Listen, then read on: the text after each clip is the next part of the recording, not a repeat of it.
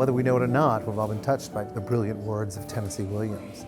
His plays deal with the human condition so beautifully and so poetically.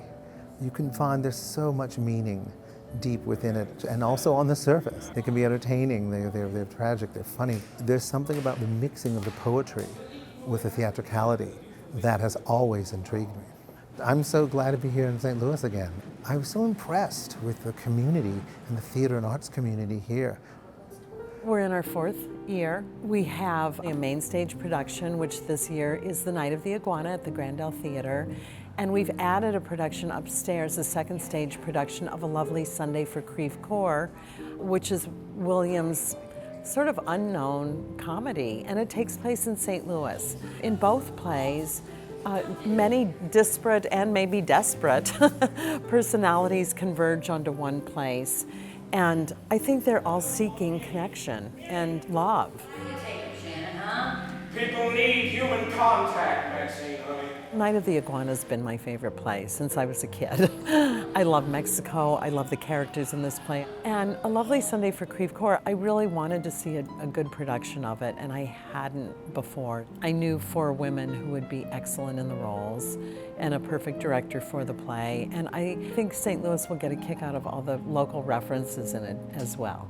And then, of course, we have Bryan Batt in his original play, Dear Mr. Williams. We co-produced it, and it's the world premiere. Bryan has been doing workshops of it in New Orleans and New York, and we get to launch it at our festival this year. Dear Mr. Williams is practically the most organic piece of theater I've ever done. It's basically my story of growing up in New Orleans amidst all this wildness in New Orleans in a very somewhat conservative family. And early on being inspired by Tennessee Williams' writings in school to open my mind, to show me that there's other things out there, other people, and a way to live and be true to myself.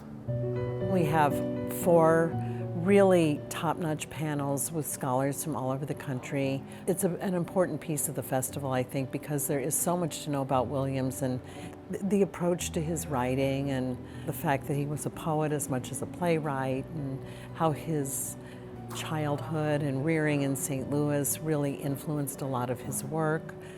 And then the culmination of our first weekend is the Tennessee Williams Tribute, which we do at the Dark Room in the Grandel Theater. And actors from past and present festivals do readings, songs, journal entries, scenes from plays. It's a marvelous evening.